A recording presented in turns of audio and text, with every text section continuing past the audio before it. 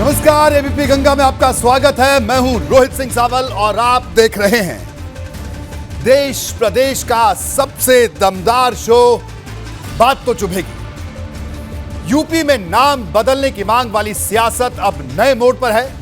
पहले भाजपा सांसदों की तरफ से लखनऊ का नाम बदलकर लखनपुर या लक्ष्मणपुरी करने की मांग तेज हुई और अब ओम प्रकाश राजभर ने गाजीपुर जिले का नाम बदलकर महर्षि विश्वामित्र नगर रखने की मांग कर डाली है। इस पर सियासी बवंडर उठ खड़ा हुआ है। अखिलेश यादव ने ऐसी मांग को पूरी तरह गलत करार दिया तो बसपा भी भड़क गई। पार्टी के सांसद अफजाल अंसारी ने इसे ध्यान भटकाने की कोशिश करार दिया। वहीं कांग्रेस कह रही है कि अगर नाम बदलना ही है तो पहले यही काम कर लो और फिर जनता के सारे काम करा लेना। दिलचस्प बात यह है कि योगी सरकार की तरफ से अब तक ऐसे कोई संकेत सामने नहीं आए हैं कि जिसको लेकर कहा जा सके कि जल्द ही लखनऊ या फिर गाजीपुर का नाम बदला जाना है। खास बात यह है कि योगी सरकार ने ऐसी किसी मांग को खारिज नहीं किया है। यानी अगर चर्चा इतनी तेजी से चल पड़ी है तो फिर यह बेदम भी नहीं। आज मैं आपको बात तो चुभेगी में इस पूरी सियासत की हर वो बात बताऊंगा, वो चुभने वाली बात बताऊंगा जिस पर आने वाले दिनों में महासंग्राम के पूरे आसार हैं। आप बने रहिए मेरे साथ और देखते रहिए बात तो चुभेगी।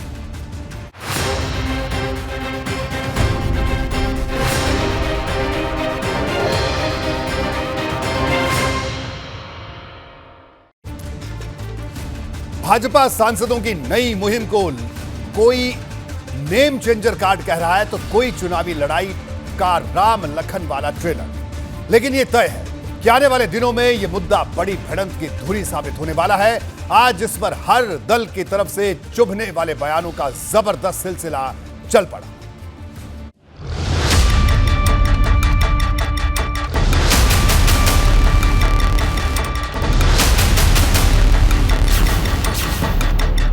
यूपी की सियासत में नाम बदलो संग्राम। भाजपा के 5 सांसदों की लखनऊ का नाम बदलने की मांग।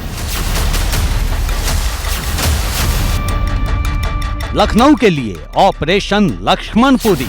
लखनऊ का भी नाम चेंज करके लखनपुर करना चाहिए कि लखनऊ को लक्ष्मण जी ने बसाया था, इसलिए ये मांग की गई है। हालांकि इसमें लखनऊ में लखन तो आ रहा है परंतु तो भी हमारे माननीय सांसदों ने विषय उठाया है, उनके साथी हैं। बिल्कुल हमारे बहुत से ऐसे सांस्कृतिक प्रतीक थे जिन्होंने उनको बदल दिया। जैसे प्रयाग का नाम बदल के इलाहाबाद कर दिया गया था, हमने उसको वापस बदला।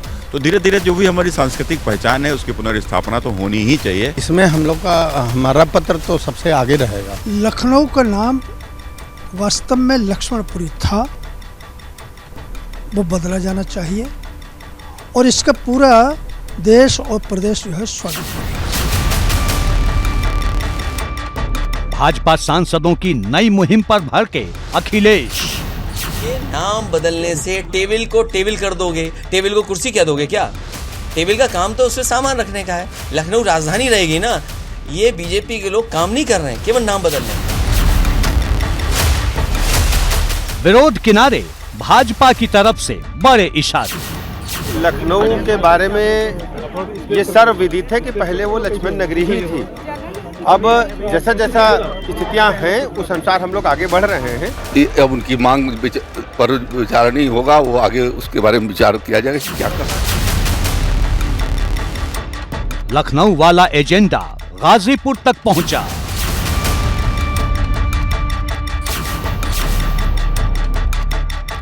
राजभर की चिट्ठी वाली मांग। गाजीपुर का महर्षि विश्वामित्र नगर करो नाम।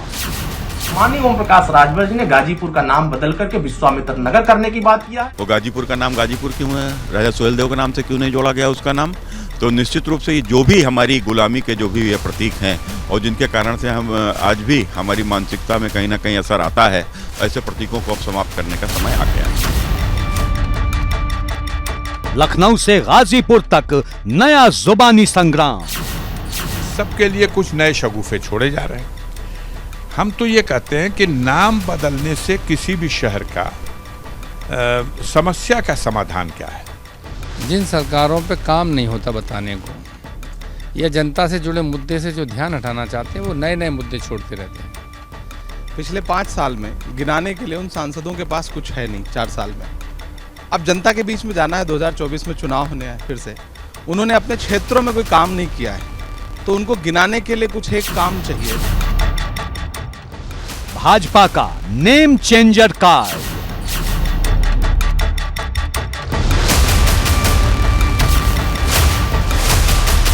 चुनावी युद्ध का राम लखन ट्रेलर।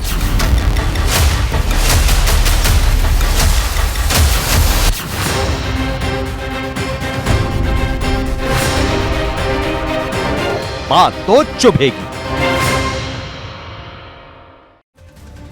पहले एक भाजपा सांसद ने चिट्ठी लिखी, फिर जैसे ही ये मांग सुर्खियों में आई कि कई सांसद इसका समर्थन करने आ गया थे। अब हर दिन ये तादाद बढ़ रही है। चर्चा यह भी है कि इस फहरिस्त में कई और शहरों के नाम शामिल हो सकते हैं। अब सवाल यह है कि महज संयोग है या फिर इसके पीछे एक ठोस रणनीति है, जिसका सिर्फ एक हिस्सा पर्दे से बाहर आया है।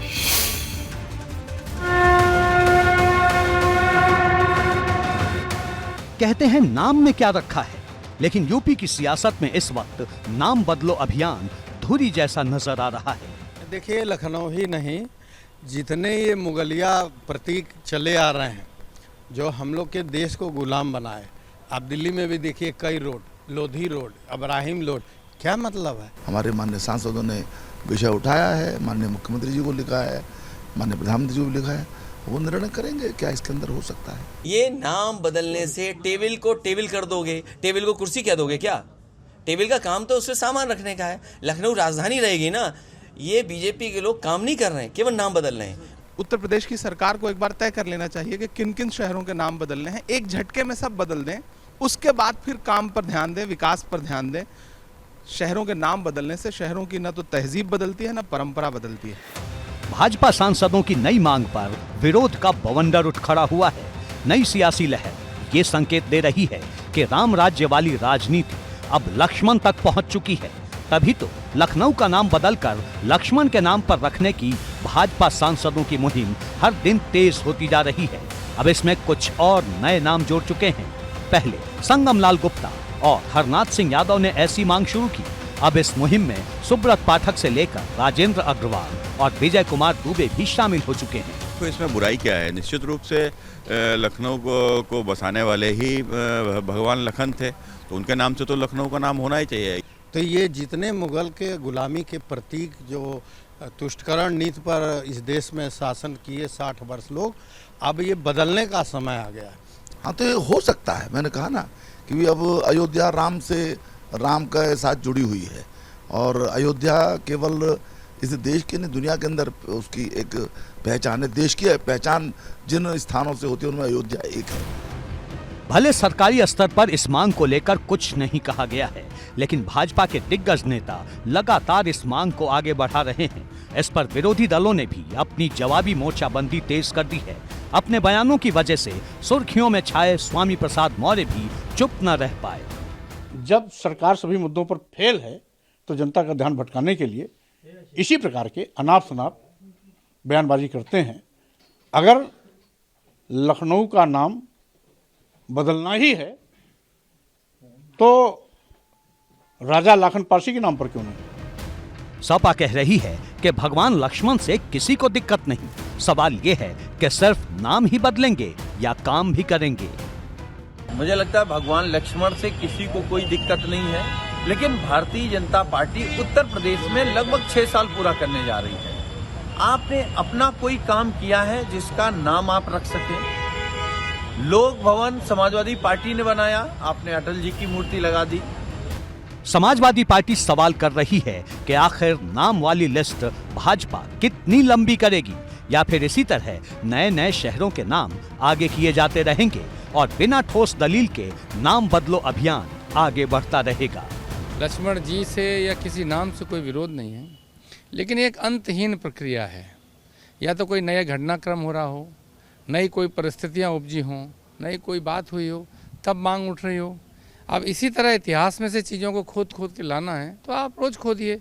ये अंतहीन प्रक्रिया है और जो सरकारें काम नहीं करना चाहती हैं वो इस तरह के ही कामों में लगी रहना चाहती हैं। दिलचस्प ये है कि इस सियासी रस्साकशी में साधु संत भी उतर आए हैं। उन्होंने लखनऊ का नाम बदलकर लखनपुरी करने की मांग का समर्थन किया है। वो जो पूर्ववत था उसे हो जाना चाहिए, कर देना एक अलग बात है, जबरदस्ती में कराना नहीं चाहता हूँ। लक्ष्मणपुरी उसका नाम था, अगर जो था उसे आप कर देते हैं तो आप निश्चित रूप से धन्यवाद के पात्र होंगे। और मेरी भारतीय संस्कृति का जो परिवर्तन किया गया था उसे आप स्थापित करने के यदि आप काम करते हैं तो कहीं न कहीं से एक सामाजिक विश्वास आपके मन में पैदा होगा। इन सबका प्रमाण है और पुराणों में, इतिहासों में हर जगह उल्लेख भी है। और आज समय आया हुआ है, हमारी सरकार है, हमारा सनातन धर्म जागृत हो रहा है, हमारे हिंदू सनातन धर्म के धर्मावलंबी सब जागृत हो रहे हैं। साफ है कि नाम बदलो अभियान पर छिड़ी नई बहस यूपी में राजनीति के पारे को अभी और बढ़ाने वाली है। एबीपी गंगा के लिए ब्यूरो रिपोर्ट। बात गाजीपुर की, जहां ओम प्रकाश राजभर की नई मांग के बाद सियासी फिजा की तपिश बढ़ चली है। राजभर ने सीएम योगी को आज चिट्ठी लिखी जिसमें उन्होंने गाजीपुर जिले का नाम बदलने की मांग कर डाली। राजभर ने अपने खत में लिखा है कि गाजीपुर के पौराणिक महत्व में ब्रह्मर्षि विश्वामित्र की अद्वितीय भूमिका है। राजभर की इस मांग पर सपा और बसपा ने मोर्चा खोल दिया तो भाजपा के कई नेताओं ने इसका फौरी समर्थन भी कर दिया।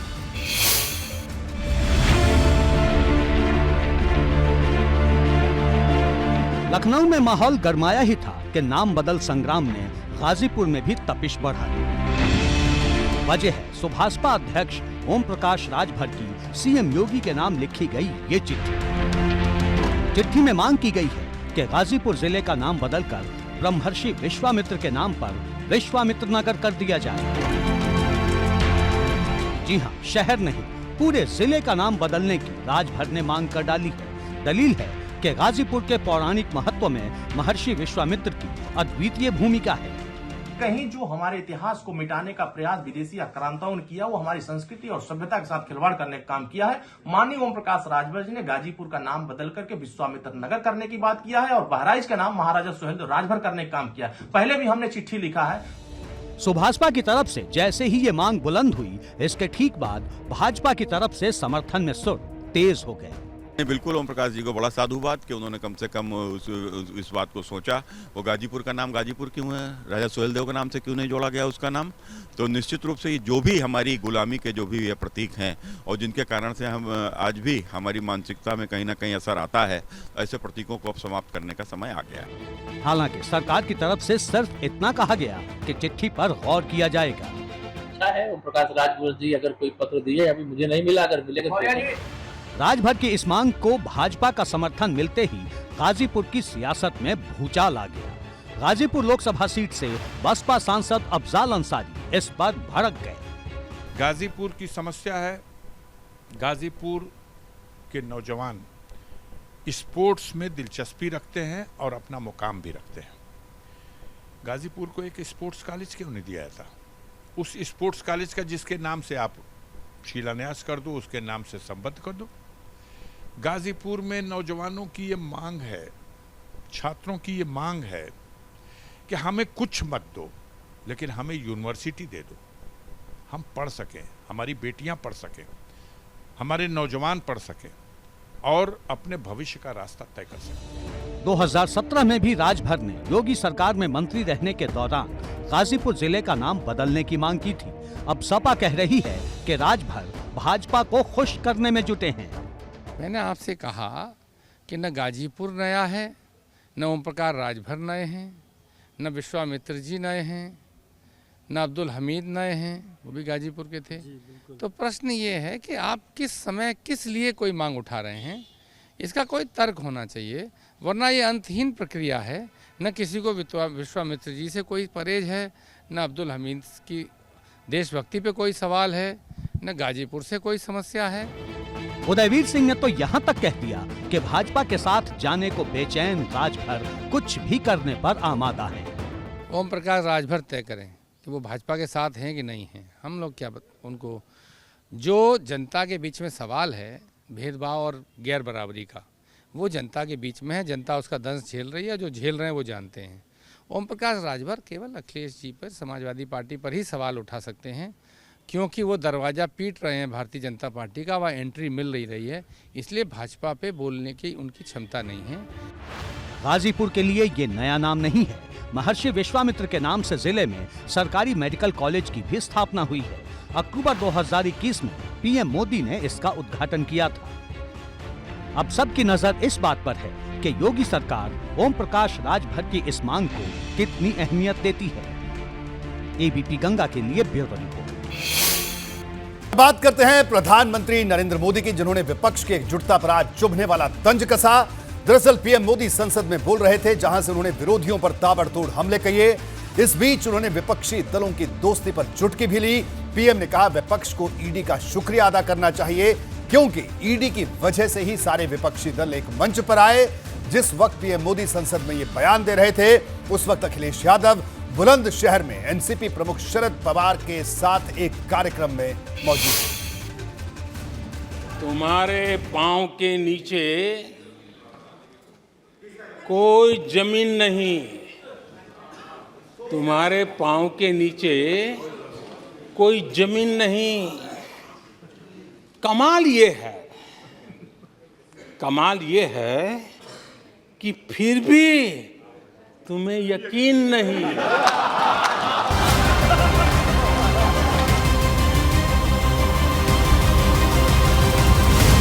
लोकसभा में पीएम मोदी भले ही राष्ट्रपति के अभिभाषण पर चर्चा का जवाब दे रहे थे, लेकिन उनके कई बयानों का संदेश सीधे 24 के चुनाव से जुड़ा था। देश की तरक्की की बात सुनाते सुनाते पीएम मोदी विपक्ष पर चुभने वाले हमले करना नहीं भूल रहे थे। लेकिन इन लोगों ने ईडी का धन्यवाद करना चाहिए कि ईडी के कारण ये लोग एक मंच पे आए हैं। ईडी ने एक लोगों को एक मंच पे ला दिया है।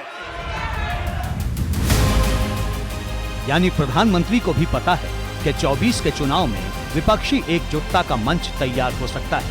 यही वजह है कि उन्होंने पूरे विपक्ष को एक साथ निशाने पर लिया। जिस वक्त प्रधानमंत्री लोकसभा में विपक्ष की एकता पर तंज कस रहे थे, उसी वक्त अखिलेश यादव बुलंदशहर से भाजपा के विजय रथ को रोकने का ब्लूप्रिंट दिखा रहे थे।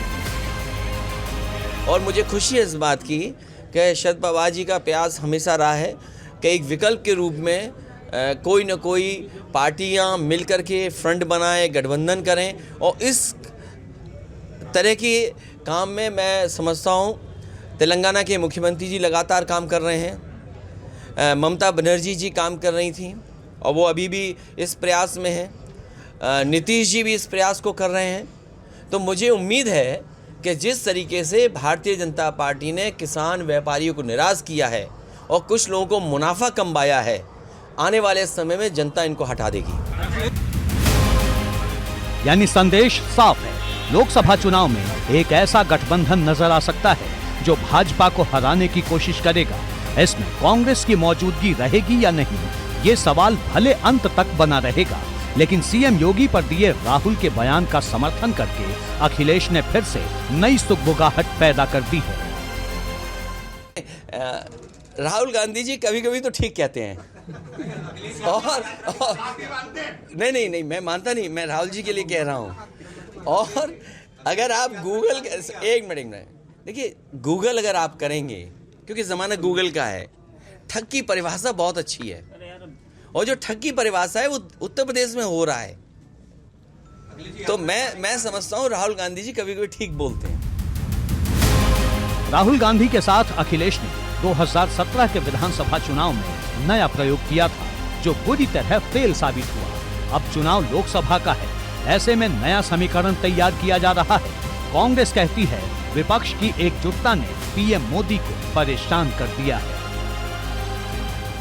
देखिए प्रधानमंत्री जी, आपको कोई गाली नहीं देता, लेकिन आप जो कुछ करते हैं उसको जरूर क्रिटिसाइज किया जाता है। और आपको आज इस बात का डर क्यों लग रहा है कि सारा विपक्ष इकट्ठा हो रहा है? इससे कहीं ना कहीं पता चलता है कि आपका दिलो दिमाग घबराया हुआ है कि ये विपक्ष क्यों इकट्ठा हो रहा है। यूपी में लोकसभा की सबसे ज्यादा 80 सीटें हैं। ऐसे में हर सियासी दल की नजर सबसे पहले यूपी को ही निहारती है। लेकिन भाजपा कहती है विपक्ष के सपने कभी हकीकत में नहीं बदलेंगे। श्री राहुल गांधी जी और श्री अखिलेश यादव जी 2017 में भी और 2019 में भी सब मिलकर के चुनाव लड़ लिए हैं। जनता की अदालत में इनको नकार दिया गया है। 2022 में अहंकार से भर करके 400 सीट जीतने का दावा कर रहे थे, लेकिन जनता ने इनको विपक्ष के लायक समझा और विपक्ष में बैठाने का काम किया। और अभी स्नातक और शिक्षक एमएलसी के 5 सीटों के चुनाव हुए। 5 सीटों में से 4 भारतीय जनता पार्टी जीती और 1 निर्दलीय जीती। सवाल 24 का है और सियासत समझौते पर टिकी है। विपक्ष की एकजुटता के बीच सवाल ये रहता है कि सबसे बड़ा चेहरा किसका होगा, क्योंकि इतिहास बताता है कि कुर्सी की चाह में कई बार दोस्त होते होते रह गए। उधर पीएम ने संसद में कह दिया, विपक्ष निराशा में डूबा है। काका हाथरसी ने एक बड़ी मजेदार बात कही थी। काका हाथरसी ने कहा था, आगा पीछा देखकर क्यों होते गमगीन, जैसी जिसकी भावना वैसा दिखे सीन। लोकसभा चुनाव में बमुश्किल 14 महीने का ही वक्त बचा है और लोकसभा में 1 घंटे से ज्यादा लंबे भाषण में पीएम मोदी ने बता दिया कि विपक्ष के मंच पर चाहे जितने भी दल आ जाएं, वो सब से निपटने के लिए तैयार हैं। एबीपी गंगा के लिए ब्यूरो रिपोर्ट। कल संसद में राहुल के आरोपों की गूंज थी, तो आज पीएम मोदी के पलटवार ने माहौल गर्म कर दिया। पीएम मोदी ने चुन चुनकर कांग्रेस पर पलटवार किया। कभी उन्होंने शायरी के जरिए तंज कसा, तो कभी कल की घटना पर कांग्रेस पर चुटकी ली।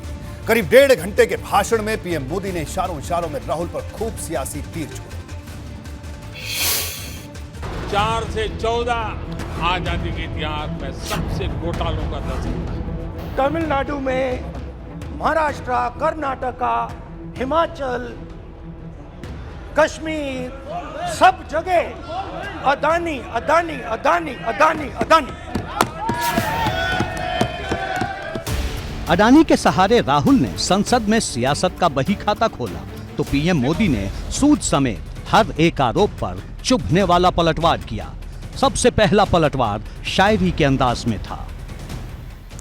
ये कह के हम दिल को बहला रहे हैं, वो अब चल चुके हैं, वो अब चल चुके हैं, वो अब आ रहे हैं। हर कोई इस इंतजार में था कि पीएम मोदी क्या बोलेंगे, वो विपक्ष के किन किन आरोपों पर जवाब देंगे। पीएम मोदी ने बिना राहुल का नाम लिए ही उन पर कई बार निशाना साधा, सीधे समझ पर सवाल उठाए। मैं देख रहा था कल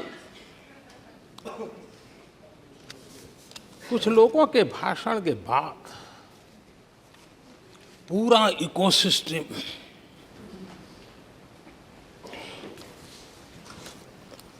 समर्थक उछल रहे थे और खुश होकर के कहने लगे, ये हुई है। मैं अंतिम बार बोल रहा हूं। सिस्टम उछल रहा था और कुछ लोग तो खुश होकर के कह रहे थे, ये हुई ना बात।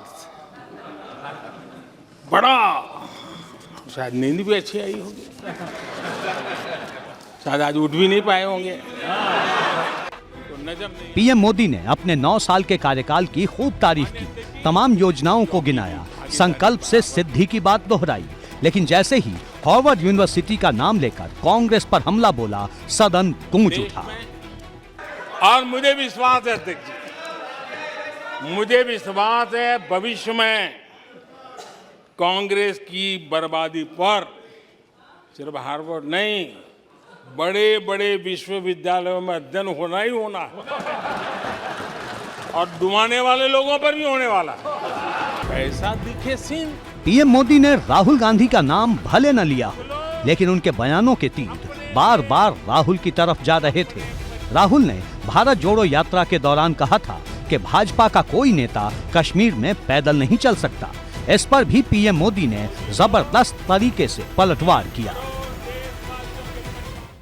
मैं भी जम्मू कश्मीर में यात्रा लेके गया था और लाल चौक में तिरंगा फहराने का संकल्प लेकर के चला था, और तब आतंकवादियों ने पोस्टर लगाए थे, उस समय, और कहा था कि देखते हैं किसने अपनी मां का दूध पिया है। मुस्लिम वोटर को लेकर यूपी में माहौल गर्म है। भाजपा ने बीते दिनों पसमानदा सम्मेलन करवाया, जिसका असर रामपुर से लेकर आजमगढ़ तक उपचुनाव में दिखाई दिया। इस अभियान को सफल मानते हुए भाजपा ने अब नई हुंकार भर दी है। भाजपा ने 24 के चुनाव से पहले सभी जिलों में कौमी चौपाल लगाने का प्लान तैयार किया है। वहीं दूसरी तरफ भाजपा की तैयारी सूफी सम्मेलन करने की भी है, जिसके जरिए भाजपा उस वोट बैंक को अपने साथ जोड़ना चाहती है जो लंबे वक्त से उससे दूर रहा है। ये एक बड़ा भारतीय जनता पार्टी का प्लान है पसमानदा सम्मेलन के बाद। लेकिन अब आपने जिस शब्द का जिक्र सुना, वो शब्द है सूफी सम्मेलन भारतीय जनता पार्टी करवाने जा रही है। अब इसको समझिए, क्या है भारतीय जनता पार्टी का ये सूफी दांव। पसमानदा कार्ड के बाद ये नई मुहिम, पसमानदा कार्ड के जरिए पिछड़े मुसलमानों को फोकस किया भारतीय जनता पार्टी ने, और सूफी सम्मेलन के जरिए हर वर्ग के मुसलमानों के समर्थन पर नजर है। हर मुस्लिम परिवार से संपर्क की कोशिश है। इस्लाम के प्रमुख दर्शन में एक है सूफी। भारतीय मुसलमानों के बीच सूफी विचारधारा भी काफी लोकप्रिय है। सूफी विचारों पर मध्यकाल के भक्ति आंदोलन का भी गहरा प्रभाव रहा है। यूपी में सूफी संतों से जुड़े कई केंद्र हैं। सूफी दर्शन में सर्वधर्म समभाव पर ज्यादा जोर है। भाजपा के नेता लंबे समय से सूफी विद्वानों के संपर्क में हैं। कई उलेमाओं के साथ ये इस तरह की बैठकें होती रही हैं। सबका साथ सबका विकास के संदेश के साथ आगे बढ़ रही है भारतीय जनता पार्टी। मुस्लिम वोटरों का भरोसा जीतने के लिए भारतीय जनता पार्टी का नया दांव है उत्तर प्रदेश में। अब ये दांव कितना सटीक बैठता है, इसके लिए थोड़ा इंतजार करना होगा। लेकिन देखिए ये खास रिपोर्ट।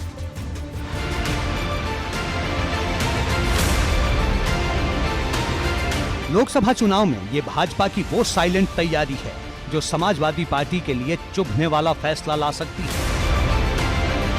दरअसल भाजपा अब यूपी में अल्पसंख्यक समुदाय को जोड़ने के लिए तेजी से जुट गई है। इसकी जिम्मेदारी पसमानदा समाज से आने वाले मंत्री दानिश आजाद अंसारी के कंधों पर है, जो सभी 75 जिलों में कौमी चौपाल कार्यक्रम का आयोजन कर रहे हैं। शुरुआत लखनऊ से हुई, जहां मुस्लिम धर्मगुरु और प्रबुद्ध जनों के साथ संवाद किया। हमने आह्वान किया, हमारे जो मुस्लिम समाज के धर्मगुरु हैं उनके साथ हम एक अनौपचारिक चाय पे चर्चा का जो मैंने आह्वान किया। बड़ी संख्या में यहाँ पे धर्मगुरु खुद आए और उन्होंने हम लोगों ने कई तरीके की चर्चा की। हमारे कैबिनेट मंत्री धर्मपाल जी भी मौजूद रहे और हमने हर मुद्दे पर चर्चा की। जल्दी हज शुरू होने वाला है, तो हज की यात्राएं कैसे अच्छी कैसे बेहतर हों। मदरसा की परीक्षाएँ शुरू होने वाली हैं, उसके संबंध में हमने बात की। भाजपा की कोशिश मुस्लिम समाज के उस तबके तक पहुंचने की है जो इंटेलेक्चुअल कहा जाता है। इसके अलावा युवाओं तक भी पहुंच बनाई जा रही है। सरकार की योजनाओं के बारे में बताया जा रहा है। 24 के चुनाव से पहले की इस रणनीति को पसमानदा समाज को जोड़ने के बाद के प्लान के तौर पर देखा जा रहा है। हमारी ये जो डबल इंजन की सरकार है, केंद्र में मोदी जी की सरकार और उत्तर प्रदेश में योगी जी की सरकार, ये सबका साथ सबका विकास को सुनिश्चित करने वाली सरकार है। खास तौर पे अल्पसंख्यक समाज की अगर हम बात करें तो सही मायनों में अगर आज अल्पसंख्यक समाज का विकास हो रहा है तो उत्तर प्रदेश की योगी सरकार के नेतृत्व में हो रहा है। जिस तरीके से हमने अल्पसंख्यक समाज की शिक्षा के लिए, उनकी सुरक्षा के लिए, उनके रोजगार के लिए, उनके बेहतर भविष्य के लिए काम किया है, तो अल्पसंख्यक समाज में एक विश्वास है। भाजपा की कोशिश सूफी संदेश देने की भी है। भाजपा अल्पसंख्यक मोर्चे ने पीएम मोदी की विचारधारा से जोड़ने के लिए सूफी मुस्लिमों को चिन्हित करना शुरू कर दिया है। बहुत जल्द भाजपा यूपी के शहरों में सूफी सम्मेलन करेगी। इस कार्यक्रम को लेकर सूफी संगठनों में भी उत्साह है। आज का जो राजनीतिक परिदृश्य है, प्रत्येक राजनीतिक दल अपने अपने हिसाब से अपनी अपनी चीज़ों को सेट करता है। तो अगर राष्ट्र हित में और सूफी समाज को जो काफ़ी पिछड़ा हुआ है, जिस पर लगातार कट्टरपंथी शक्तियों के हमले हो रहे हैं, अगर उसको राजनीतिक प्रश्रय दिया जा रहा है तो इसमें कोई बुराई नहीं, क्योंकि इससे पहले तमाम राजनीतिक दलों ने दूसरी विचारधारा के लोगों को अपने साथ मिला करके अपना काम चलाया है, अपना वोट बैंक बनाया है। देश के प्रधानमंत्री की ये चाह है कि सूफीज़म को और सूफी संवाद को बढ़ाया जाए, ताकि देश के जन जन तक प्यार मोहब्बत की ब्यार पहुंचे और देश में मोहब्बत का प्यार का माहौल बने। एक तरफ मुस्लिमों को जोड़ने की कोशिश है तो दूसरी तरफ इस कोशिश को चुनावी नजरिए से देखने वाली सियासत, जो कहती है जब पसमानदा समाज मुश्किल में होता है तब भाजपा गायब रहती है। अल्पसंख्यक मंत्रालय का बजट घटा दीजिए, स्कॉलरशिप बंद कर दीजिए, मौलाना आज़ाद नेशनल फेलोशिप बंद कर दीजिए और फिर उसके बाद कहिए कि हम अल्पसंख्यकों को जोड़ना चाहते हैं। प्रधानमंत्री जी का सबका साथ सबका विकास का दावा पूरी तरह से झूठा है, खोखला है। उसकी सच्चाई आपको बजट में दिख जाएगी। नहीं, देखो, विषय हमारा सीधा, हमारा किसी समाज, किसी जाति, किसी पंथ, मजहब, भाषा की हम लोग राजनीति नहीं करते। हम लोग देश के लिए राजनीति करते हैं। हमारी पार्टी का नाम भी भारतीय जनता पार्टी, माने भारत की जनता की पार्टी। तो कुल मिलाकर जिसका भी भाव भारत के प्रति है, देश के प्रति है, जो देश की मिट्टी से प्रेम करता है, जो भारत माता की जय बोलने में जिसको कोई एतराज़ नहीं है, वो निश्चित रूप से हम उसको अपने साथ मिलाना चाहते हैं, उसको अपने साथ रखना चाहते हैं। ये बात सच है कि 24 के चुनाव में मुस्लिमों की भूमिका कई सीटों पर अहम होने वाली है और अगर भाजपा इस रणनीति में कामयाब हुई तो सबसे गहरी चोट सपा को लगेगी, जिसकी साइकिल का एक मजबूत पहिया मुसलमान ही माना जाता है। एबीपी गंगा के लिए ब्यूरो रिपोर्ट। बात स्वामी प्रसाद मौर्य की, जिन्होंने मानस वाले मुद्दे को दिल्ली तक पहुंचा दिया है। स्वामी प्रसाद मौर्य ने पीएम मोदी को चिट्ठी लिखी है और जिन शब्दों पर उन्हें आपत्ति है उसे रामचरितमानस से हटाने की मांग की है। उधर दूसरी तरफ अखिलेश यादव ने आज इस मुद्दे को लेकर राजभर पर चुभने वाला पलटवार किया। अखिलेश ने कहा, राजभर को भाजपा से ट्रेनिंग मिलती है।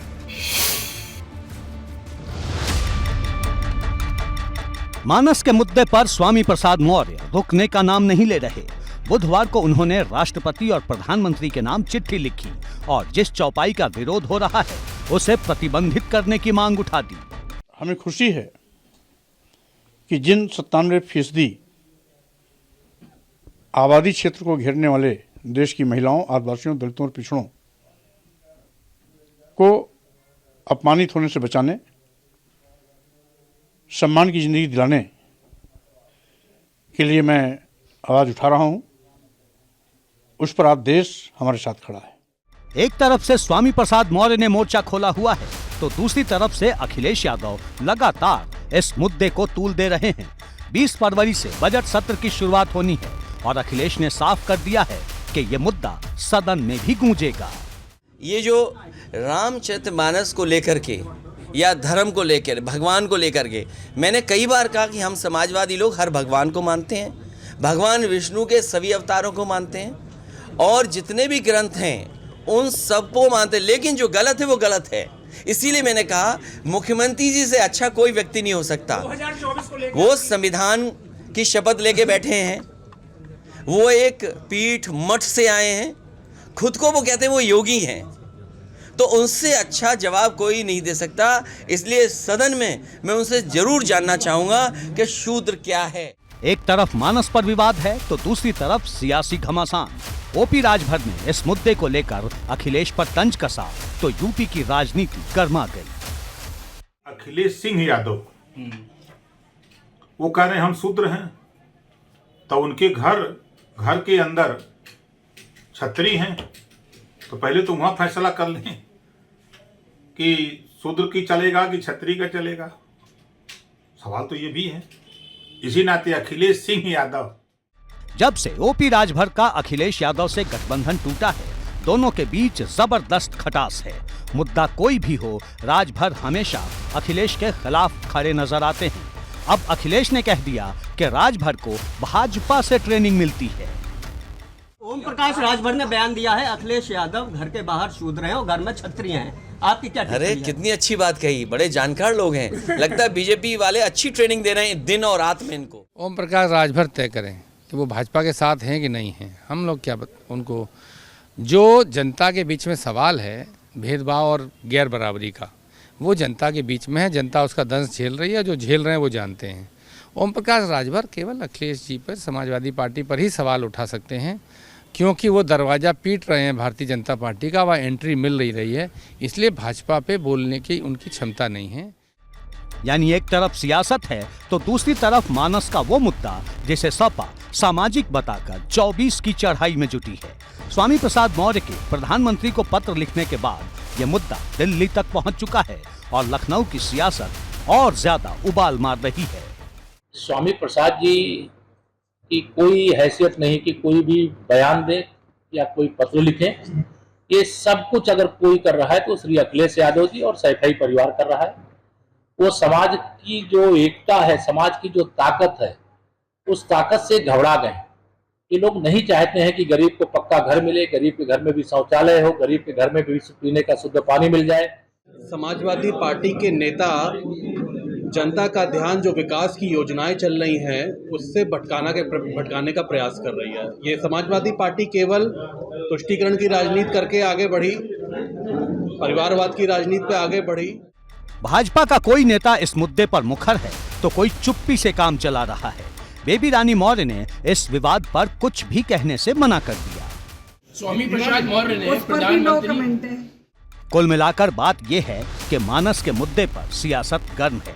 कहीं विरोध हो रहा है, कहीं स्वामी का पुतला फूंका जा रहा है, कहीं स्वामी का गला काटने की बात हो रही है। पर स्वामी कहते हैं ये मुट्ठी भर लोग हैं जो विरोध में खड़े हैं। एबीपी गंगा के लिए ब्यूरो रिपोर्ट। बात करते हैं शिवपाल यादव की, जिनका कद समाजवादी पार्टी में बढ़ता जा रहा है। पहले उन्हें राष्ट्रीय महासचिव बनाया गया और अब खबर है कि वो विधानसभा में पहली कतार में अखिलेश यादव के साथ दिखाई देंगे। इस बात को लेकर सपा में सहमति बनने की खबर है। इससे पहले जब चाचा भतीजे के बीच मनमुटाव था तो शिवपाल तीसरी कतार में दिखाई देते थे, जिसको लेकर वो भाजपा नेताओं के निशाने पर भी थे। लेकिन अब अखिलेश और शिवपाल की जोड़ी न सिर्फ पहली कतार में बैठेगी बल्कि जातीय जनगणना जैसे मुद्दे पर साथ साथ हुंकार भी भरेगी।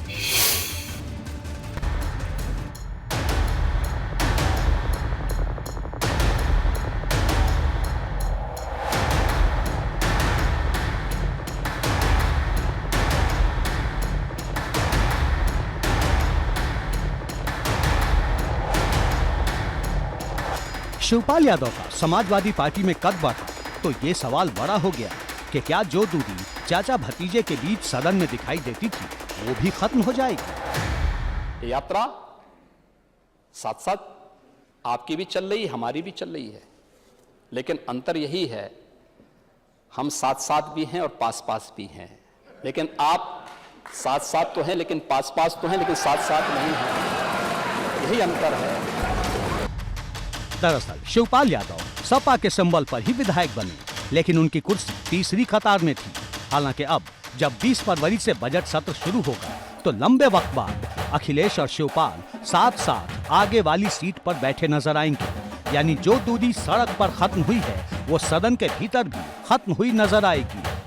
कल तक विधानसभा में कुर्सी को लेकर चाचा भतीजे के बीच तकरार थी, लेकिन जब मैनपुरी के उपचुनाव के नतीजे आए, शिवपाल यादव का सम्मान हुआ और अब उन्हें पार्टी में राष्ट्रीय महासचिव का दर्जा दिया गया है, तो चर्चा है कि अब विधानसभा का जो आगामी बजट सत्र शुरू हो रहा है उसमें समाजवादी पार्टी शिवपाल यादव को सम्मान देते हुए आगे की कुर्सी पर उनके बैठने की व्यवस्था करने वाली है। साफ है अखिलेश और शिवपाल न सिर्फ सदन में पास पास बैठेंगे बल्कि एक साथ सरकार पर प्रहार भी करेंगे।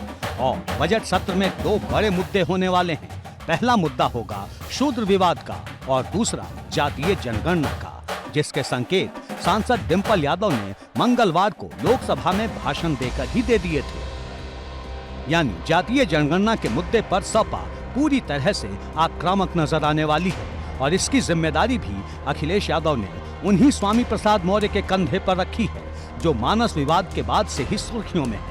अब इसका अगला अध्याय सदन के भीतर दिखाई देगा।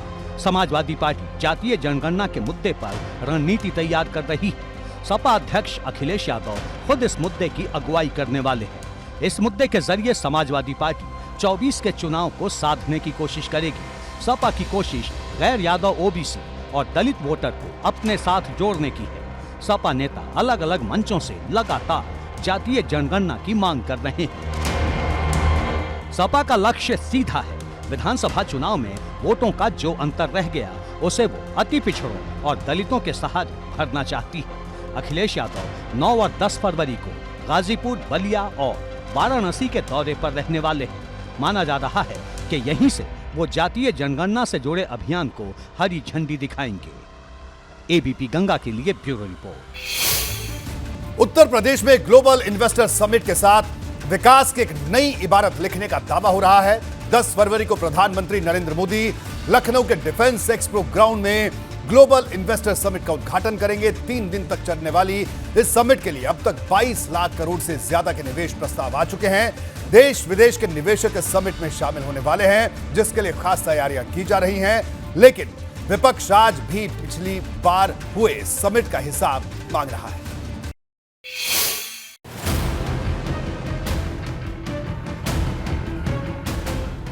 रात के अंधेरे में जगमग विधानमंडल भवन की इमारत पर ग्लोबल इन्वेस्टर समिट का ये लोगो बताता है कि निवेश के सबसे बड़े मंच के सजने का काउंटडाउन शुरू हो चुका है।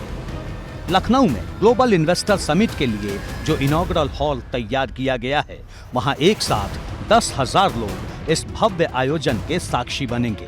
इस हॉल में वीवीआईपी के लिए करीब 56 सोफे लगाए जाएंगे। उत्तर प्रदेश के विकास की इबारत जिस हॉल में लिखी जानी शुरू होगी, हम इस समय वहीं पर मौजूद हैं। हम मौजूद हैं ग्लोबल इन्वेस्टर समिट के लिए तैयार किए गए इनॉग्रल हॉल में, जहां से प्रधानमंत्री नरेंद्र मोदी इस आयोजन की शुरुआत करेंगे। इस 3 दिवसीय ग्लोबल इन्वेस्टर समिट का उद्घाटन करेंगे।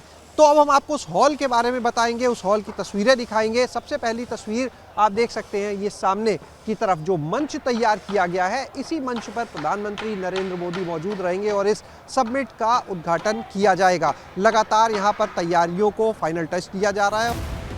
अंदर निवेश का मंच सजेगा तो बाहर भव्य राम मंदिर का मॉडल योगी सरकार की नीयत दिखाएगा। हॉल के बाहर तैयार हो रहे लैंड आर्ट पर सबकी नजर है।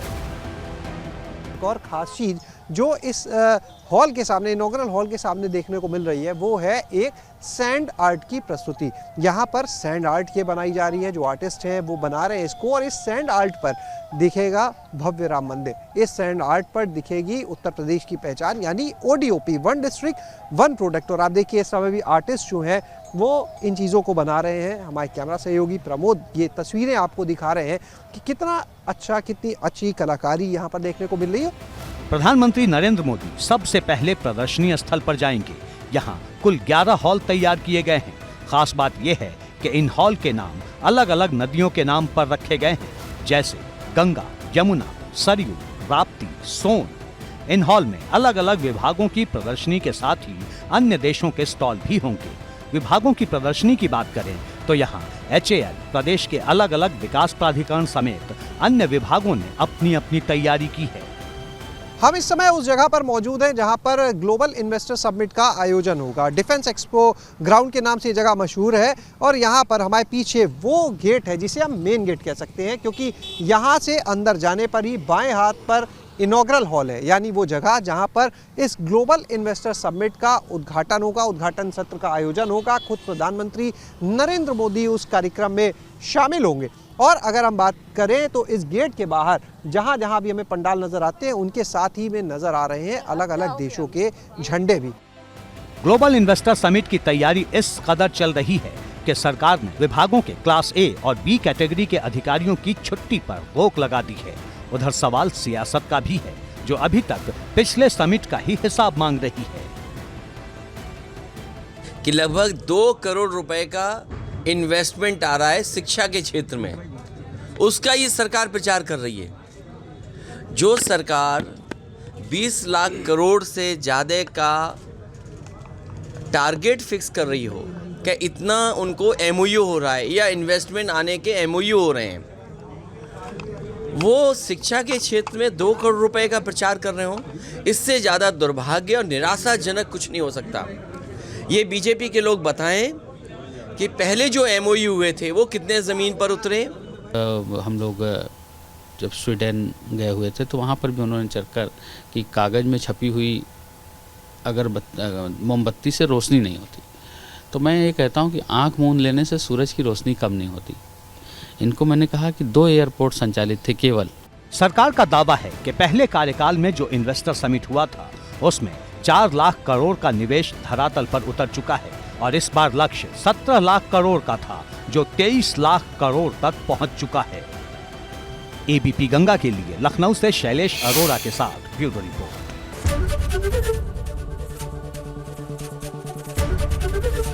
एबीपी गंगा, खबर आपकी, जुबान आपकी।